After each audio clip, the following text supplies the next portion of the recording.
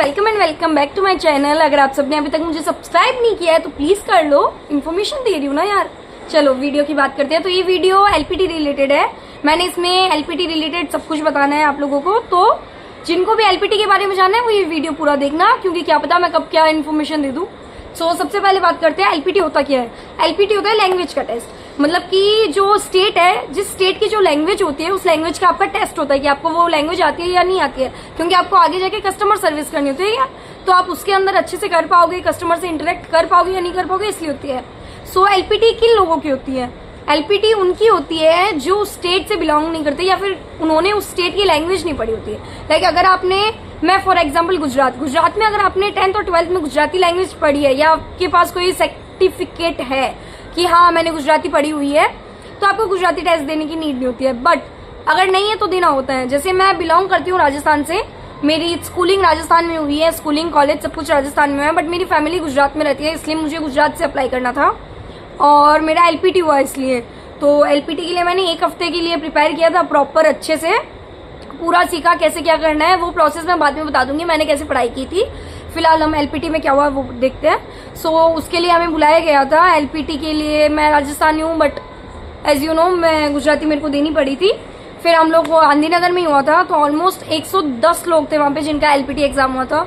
लोग बहुत दूर दूर से आए हुए थे। उसके बाद में एलपीटी हुआ। एलपीटी के लिए हम लोगों को मॉर्निंग 9 o'clock बुलाया गया था। 9 o'clock हमारी एंट्री हुई। एंट्री होते उन्होंने बोला कि जाओ पहले ब्रेकफास्ट कर लो। ब्रेकफास्ट किया। ब्रेकफास्ट के बाद में उन लोगों ने वापस बुलाया।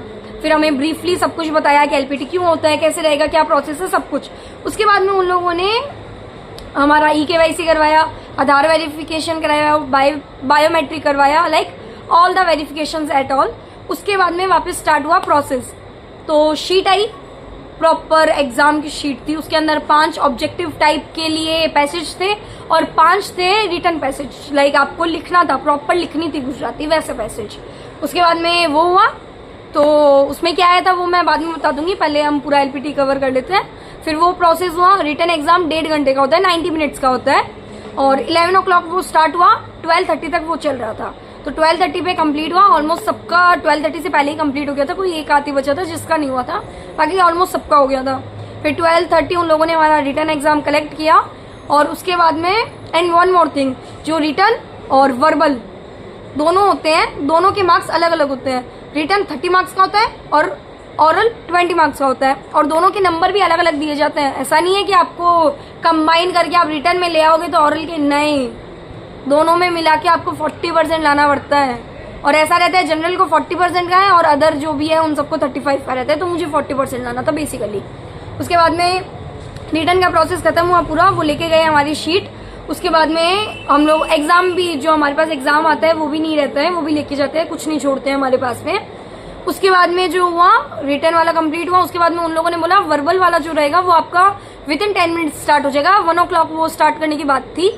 तो उसके लिए स्टार्टिंग में जो 12 लोग थे उन लोगों को रोका। मैं 8th नंबर पे थी तो मुझे ऑब्वियसली रुकना पड़ा। भूख भयंकर लगी थी पर जॉब उससे ज्यादा इंपॉर्टेंट थी तो रुकी मैं, ऑब्वियसली, कोई ऑप्शन थोड़ी था। उसके बाद में 1 by 1 स्टार्ट हुआ। 2 मिनट्स 5 मिनट्स सबका चला एवरेज।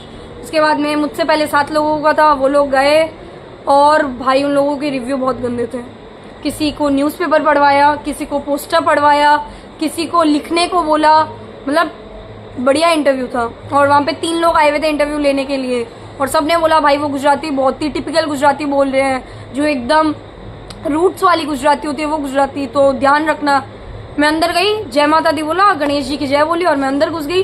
134 पे मेरा नंबर आया था। ऑब्वियसली टाइम तो देख ही रही थी, मैं गिन रही थी अपना टाइम। एंड मेरा इंटरव्यू 10 से 15 मिनट चला था।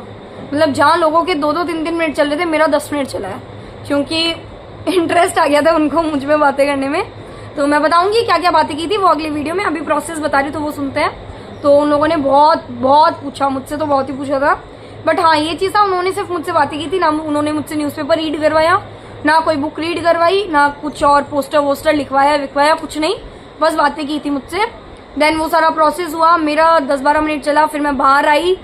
देन उसके बाद में ऐसा था कि उसके बाद में हम लोगों को बोला एक बार जाओ एचआर से मिलो, बात करो, अगर सब कुछ कंप्लीट हो चुका है तो उस दिन सिर्फ एलपीटी के दिन ऐसा था कि तुम घर अकेले जा सकते हो अगर तुम्हारा हो गया है प्रोसेस तो।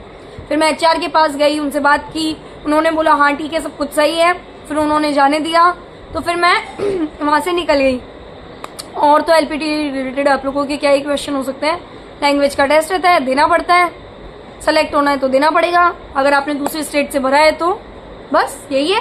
बाकी क्वेश्चन क्या क्या थे प्रॉपर डिटेल में मेरे से क्या क्या पूछा गया था ये मैं नेक्स्ट वीडियो में बता दूंगी, क्योंकि अभी वीडियो ऑलरेडी बहुत लंबा हो चुका है। Okay bye.